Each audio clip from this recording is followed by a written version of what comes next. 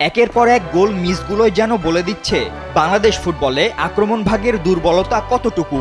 সাম্প্রতিক সময়ে মোরসালিন সুমনদের খেলা যারা দুদণ্ড দেখেছেন তারা নিশ্চয়ই এই ঘাটতিটা টেরও পেয়েছেন। তাই তো এখন প্রশ্ন, নতুন জাগরণের বাংলাদেশে ফিনিশিংয়ের এই ঘাটতি মিটবে কবে?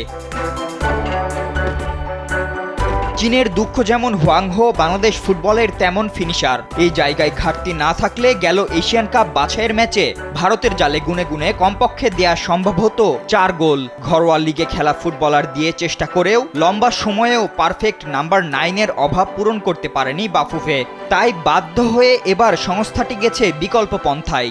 Walton washing machine, simplifying life with hassle-free washing. England প্রবাসী হামজা চৌধুরী বাংলাদেশের জার্সি বেছে নেয়ার ধারাবাহিকতায় এখন লাল সবুজের ফুটবলে যোগ দিতে আসছেন আরও অনেকেই। যে ধারাবাহিকতায় একদিকে মাঝ মাঠেই যেমন আসছেন কানাডিয়ান সমিত সোম, অন্যদিকে আক্রমণ ভাগ সামাল দিতে এসেছেন ইতালিয়ান প্রবাসী ফাহমিদুল ইসলাম। যদিও বাংলাদেশ দলের সবশেষ ক্যাম্পেও ছিলেন নাপোলির ক্লাব ওলবিয়া কালসিওর স্ট্রাইকার ফাহমিদুল, তবে স্বল্প সময়ে নিজের ফুটবল শৈলী দিয়ে মুগ্ধতা ছড়ালেও অদৃশ্য কারণে ভারত ম্যাচের জন্য তাকে বাইরে রেখেই কোয়াড সাজিয়েছিলেন কাবরেরা, যার খেসারতটাও দিতে হয়েছিল দলকে। সেই ম্যাচে যেন একের পর এক গোল মিসের মহড়ায় মেতেছিল ইমন রাকিবরা। তাই তো আসন্ন সিঙ্গাপুর ম্যাচের বিপক্ষে এবার আর সেই ভুল করতে চায় না দেশের ফুটবল ফেডারেশন, যে কারণে আগেভাগেই এবার ডাকা হয়েছে 18 বছর বয়সী এই ফুটবলারকে।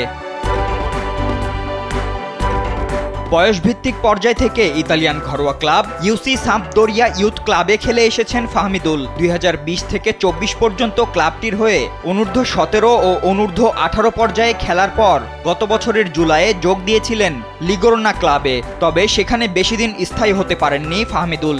4 মাস পরেই যোগ দেন ইতালির আরেক ক্লাব লিভোরনোতে। চলতি বছরের জানুয়ারিতে সেটাও ছেড়ে দিলে ক্লাবহীন হয়ে পড়েন ফাহমিদুল। তবে বাংলাদেশ দলে ডাক পাওয়ার 4 দিন আগেই ওলবিয়া কালসিওতে যোগ দেন তিনি, আর সেখানেই মূল দলের হয়ে মাঠে নামার আগে এক প্রস্তুতি ম্যাচেই হ্যাট্রিক করে সবার নজর কাড়েন এই প্রবাসী। তাই তো গেল 2 দিন আগে জামাল বাহিনীর ডেরায় যোগ দেওয়া এই স্ট্রাইকারকে নিয়ে এবার আশাবাদী কোচ কাবরেরাও। তিনি বলেন, আমি মনে করি দলের যেটা প্রয়োজন ফাহমিদুলের সেটা মেটানোর সামর্থ্য আছে। এখন দেখার বিষয় হামজা সমিত ও ঘরোয়া তারকাদের সঙ্গে তাল মিলিয়ে ফাহমিদুলকে নিয়ে যে স্বপ্ন দেখছে বাংলার ফুটবল, মাঠের খেলায় তার প্রতিফলন কতটা দেখাতে পারেন এই ইতালিয়ান। ফাতেন ইশরাক, কালবেলা।